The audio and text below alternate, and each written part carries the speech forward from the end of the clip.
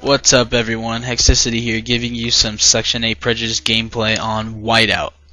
Now if you do not know what Section 8 Prejudice is, it's a first-person shooter video game developed by TimeGate Studios and is the second edition of TimeGate Studios Section 8, which was released in 2009. And unlike Section 8, Prejudice is actually a digital download only title that contains way more content than the first installment, and it is not only released for the 360 but also for the PlayStation 3 and the PC. And when somebody asks me, Hexticity, how do you explain or how do you give some insight of what Section 8 is? And it's really hard to come up with what this game is or looks like or even feels like. So I pretty much say that it is like Halo / Call of Duty shoot 'em up games, first-person shooters. That's pretty much how I can explain it. Players are able to choose primary and secondary weapons like Call of Duty, such as assault rifles, pistols, machine guns, shotguns, pulse cannons, which are EMP, I'm going to take out your shields, kind of like a noob combo in Halo, which consists of the battle rifle and the plasma pistol or green gun, whatever you want to call it. They also have snipers, grenades, knives, mortar launchers, which shoot out of your character's suit. Pretty cool if you ask me. And lastly, two engineering tools, which are the repair tool, which heals yourself or friendly structures, and the siphon tool, which damages other players. And like its predecessor in Prejudice, you wear powered armored suits, which gives you shields, and then armor, which is like your health. And you can also use an ability called Overdrive to move at superhuman speeds. And then you can also activate a jetpack to like I'm doing right here. That's pretty much your jetpack, which is pretty sick if you ask me.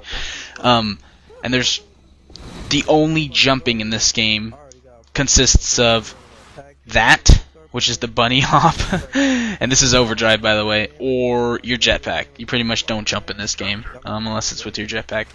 And what overdrive does is it gets you to places super quickly because you're playing on huge maps, 32 players on each map, 16 versus 16, no lag by the way. I know some of you are like, oh my god, that's a lot of people. I don't want it to be like Call of Duty. Sometimes there big team battles or ground wars get really laggy, but no, that TimeGate Studios makes up for that, especially with their dedicated servers. Thank God. And so what you see me here doing is capturing a base, and I'm playing Conquest, which is exactly like Domination for Call of Duty.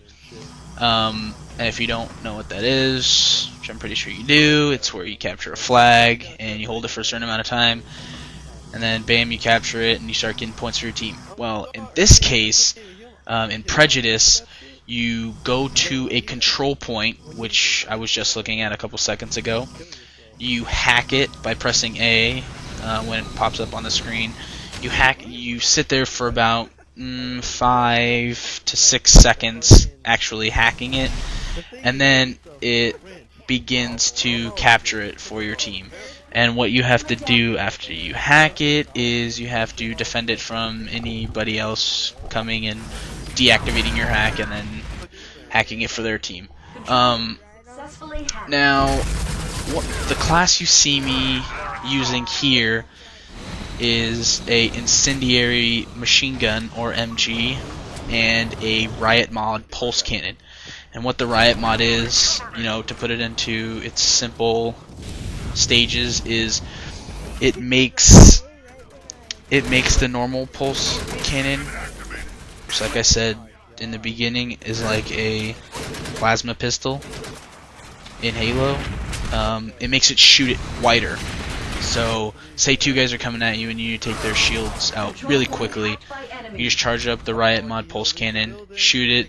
It usually gets it usually shoots 4 to 3 pulse cannon blasts and takes out their shield, and you can get the easy double kill, which is very good when you're capturing a base and they're trying to kill you. And what you see me throwing here is an EMP grenade, which are must use in this game. And when I say must, I mean must. Because if you do not want to use a pulse cannon, you need to take out that EMP grenade, throw it, hopefully you hit the opponent, it takes out their shields instantly, and then you can use your primary weapon, secondary, whatever, and just finish them off.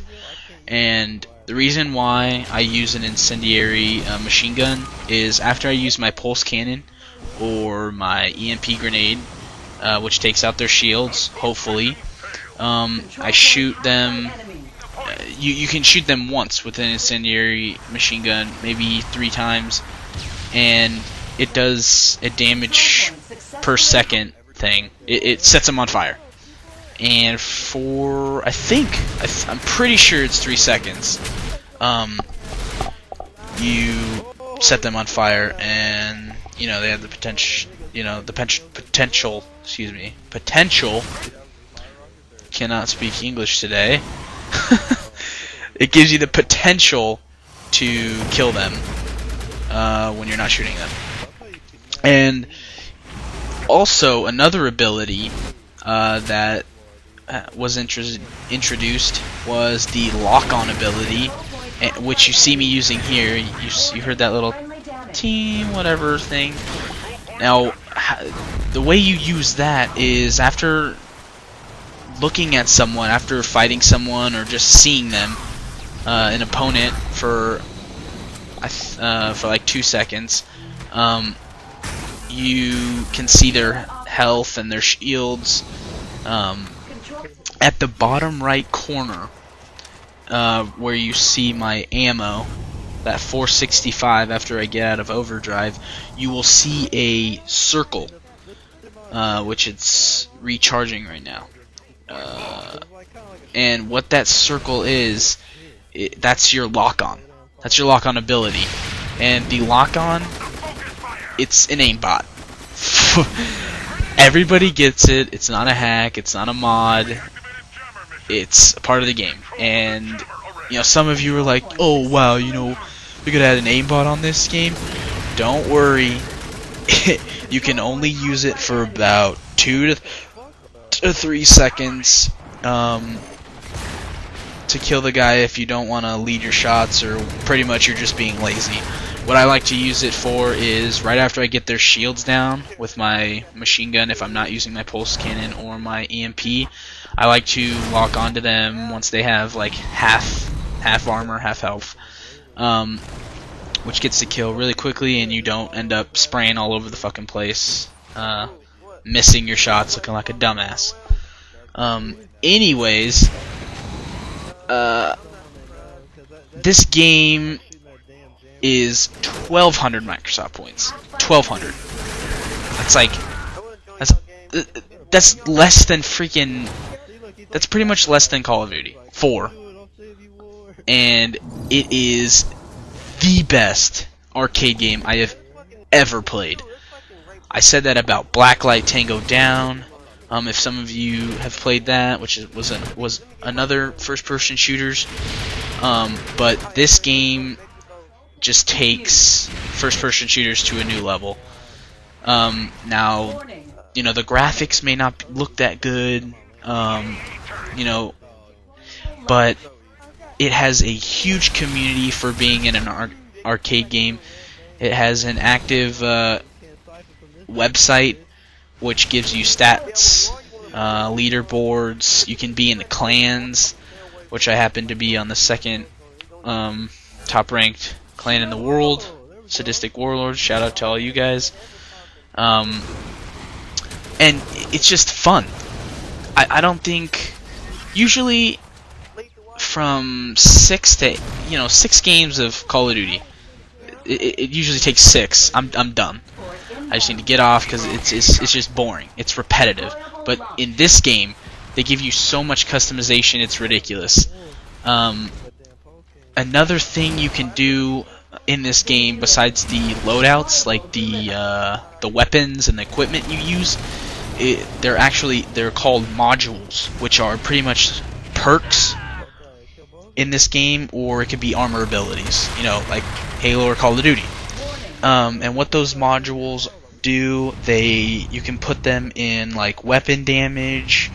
You can put them on how long your lock-on ability stays locked on, or how fast it recharges. You can put it for your jetpack capacity, or how long it recharges.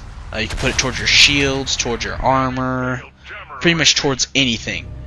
And that to me is just amazing, because it makes this game unpredictable, because you're going to be playing 16 opponents and you don't know what module or what class setup they're going to be using, and you got to be on your toes, know how to take out their shields, take out their armor. If they have too much shields, if they have too much armor, you got to be able to counter that.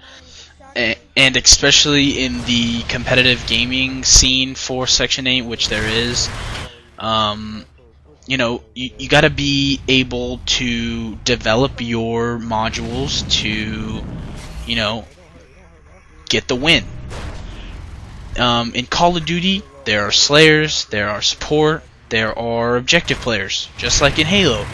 And in Section 8, they're the exact same thing, but in this game, it's totally different, because as you see here, I'm in a tank.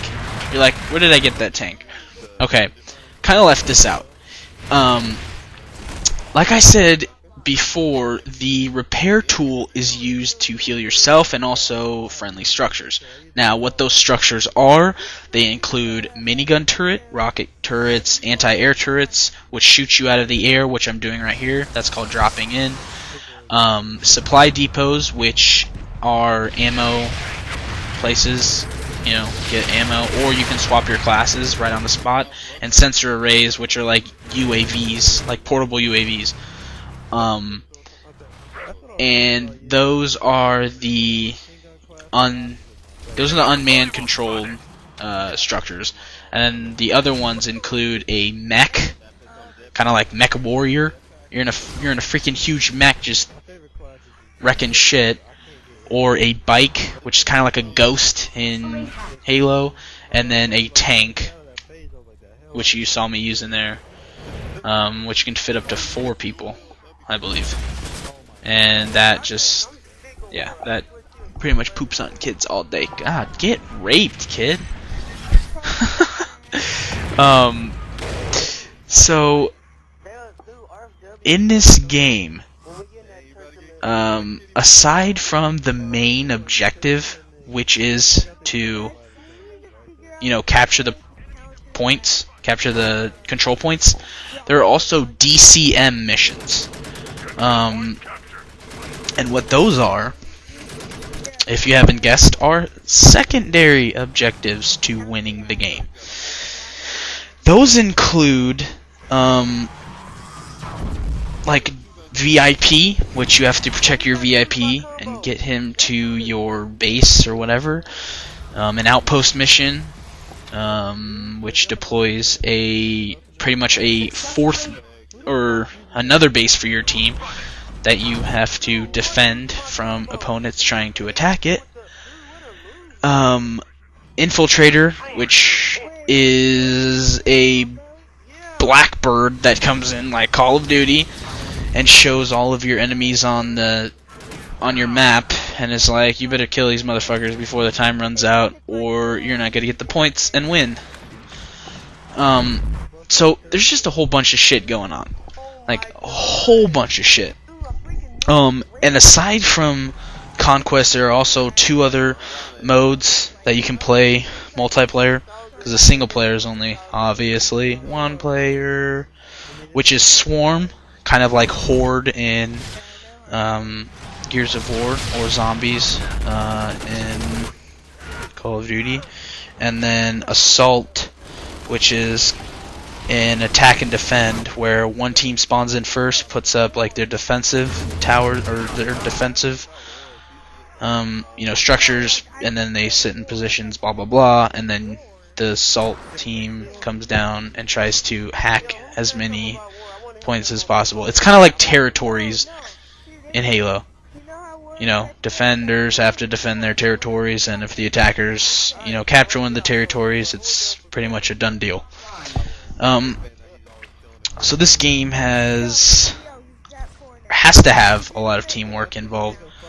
So whenever you want to get on this game for 1200 Microsoft points, which you should get it, or if anything, get the trial, try it out, because I know you're going to like it, and if you do, hit me up. My Gamertag Hexticity, it'll be down below, and please subscribe, because I will be coming out with a Mass Effect 2 playthrough, again, before Mass Effect 3 comes out, and I will also be coming out with some other Modern Warfare 2 videos and such like that.